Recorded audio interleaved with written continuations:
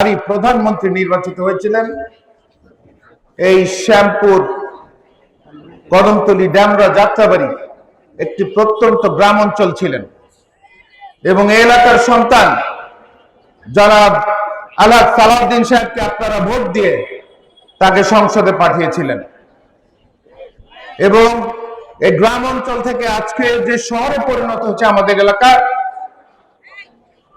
সেই শহরে রূপান্তরিত করার সূচনা করেছিলেন আমাদের মাঝে উপস্থিত ঢাকা ৪ ও ৫ থেকে বারবার নির্বাচিত সাবেক সংসদ সদস্য, বিএনপির বাণিজ্য বিষয়ক সম্পাদক আমার বাবা জনাব সালাউদ্দিন আহমেদ। আমাদের মাঝে উপস্থিত আছেন আজকের এই সভার সভাপতি, যিনি অত্যন্ত একজন পরিশ্রমী নেতা, ৫২ নং ওয়ার্ড বিএনপির সংগ্রামী সভাপতি রবিউল ইসলাম দীপু। আজকে সঞ্চালনায় অত্র ওয়ার্ডের সাধারণ সম্পাদক আবুল হাশেম আনিস। আমাদের মাঝে উপস্থিত কদমতলী থানা বিএনপির সংগ্রামী আহ্বায়ক আবু নাসের ফকির, উপস্থিত ঢাকা মহানগর দক্ষিণ বিএনপির অন্যতম সদস্য ৬১ নং ওয়ার্ডের বারবার নির্বাচিত কাউন্সিলর জুম্মন মিয়া, দক্ষিণ বিএনপির অন্যতম সদস্য তোফায়েল আহমেদ, হাজী জাকির হোসেন। আমাদের মাঝে উপস্থিত আছেন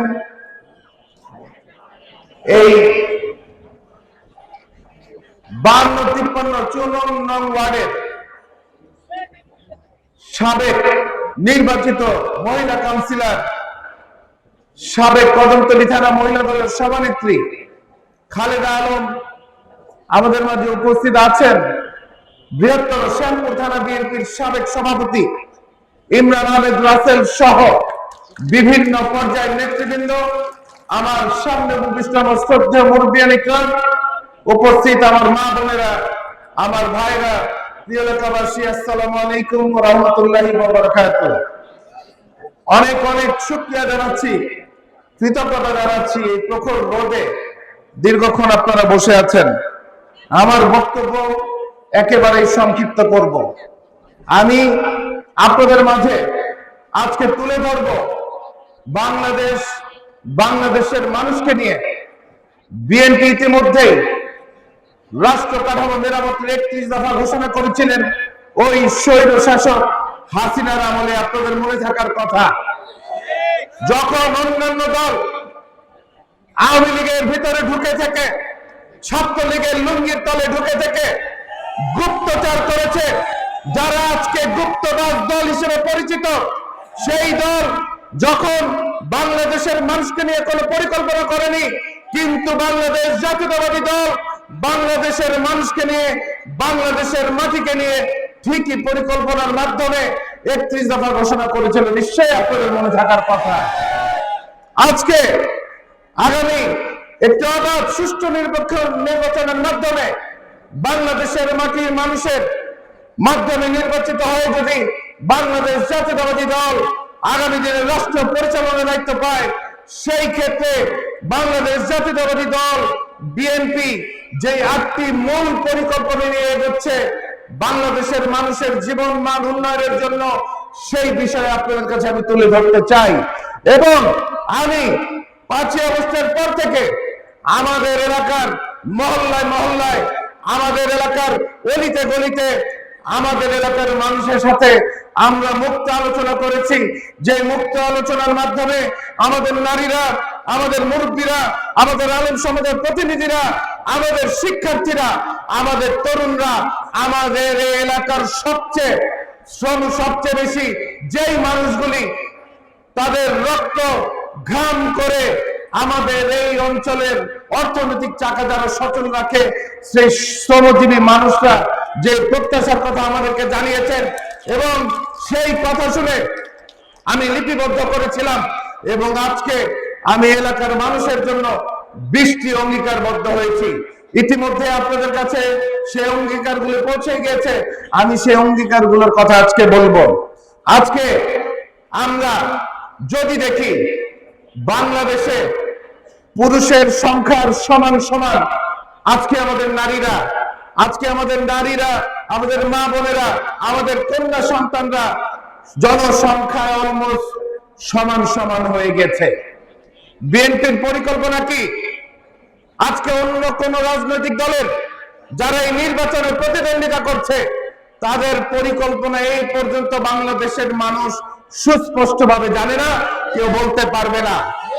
আজকে বিএনপি আমাদের নারীদের জন্য, আমাদের মায়েদের জন্য, আমাদের খালাদের জন্য, আমাদের দাদুদের জন্য, আমাদের নানীদের জন্য, মানে আমাদের ঘরের নারী প্রধান যে ব্যক্তি তার জন্য পরিকল্পনা কি? বিএনপি বলেছে পর্যায়ক্রমে যারা বিবাহিত তাদেরকে ফ্যামিলি কার্ড দেওয়া হবে।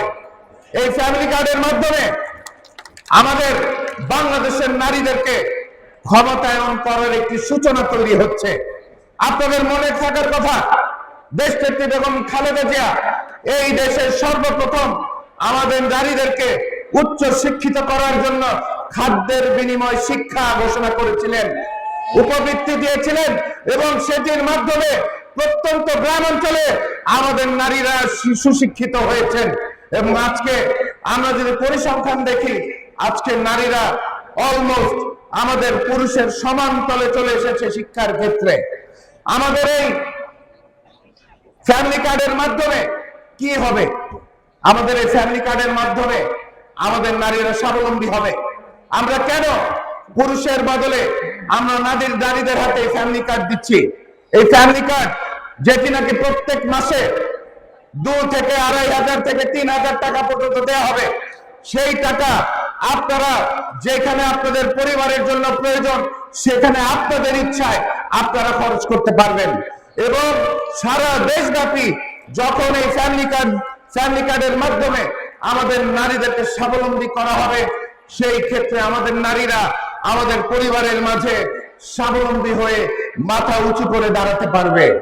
প্রিয় এলাকাবাসী, প্রিয় নেতৃবৃন্দ, আমাদের বাবাদের জন্য কি বিএনপির পরিকল্পনা কি? আপনারা জানেন আমাদের দেশ কৃষি প্রধান দেশ, আমাদের দেশের মানুষ খেটে খাওয়া কৃষক। আমাদের বাবাদের জন্য বিএনপি কৃষক কার্ড দেওয়ার ঘোষণা করেছে। এই কৃষক কার্ডের মাধ্যমে কি হবে? এই কৃষক কার্ড দেওয়ার মাধ্যমে আমাদের বাবারা, আমাদের পুরুষরা, আমাদের যে খেটে খাওয়া যে মানুষগুলি আছেন, যারা রাত দিন এই প্রখর রোদে বাংলাদেশের মাটিতে চাষাবাদ করে থাকেন, তাদেরকে কৃষি কার্ড দেওয়ার মাধ্যমে তাদের একটি রেকর্ড তৈরি হবে বাংলাদেশে। এবং এই রেকর্ড করার মাধ্যমে, লিপিবদ্ধ করার মাধ্যমে তাদেরকে বিনামূল্যে সার, অর্থনৈতিক সহযোগিতা, তাদেরকে ব্যাংকের ঋণ থেকে বিভিন্ন ভাবে আমাদের বাবাদেরকে, আমাদের কৃষক ভাইদেরকে সহযোগিতা করা হবে। সেটার মাধ্যমে আমাদের কৃষকরা, আমাদের বাবারা বিভিন্ন ভাবে কোন সিজনে কোন কৃষিবাদ করতে হবে সেটার বিষয়ে ট্রেনিং দেওয়া হবে, প্রশিক্ষণ দেওয়া হবে। এরপরে আসি আমাদের সন্তানদের জন্য বিএনপির পরিকল্পনা কি? আমাদের সন্তানদের জন্য একে একে আসবো। আমাদের পরিবার, আমাদের পরিবারের বাইরে আমাদের পরিবেশ, সবকিছু ব্যাপারে একটা একটা করে বলবো।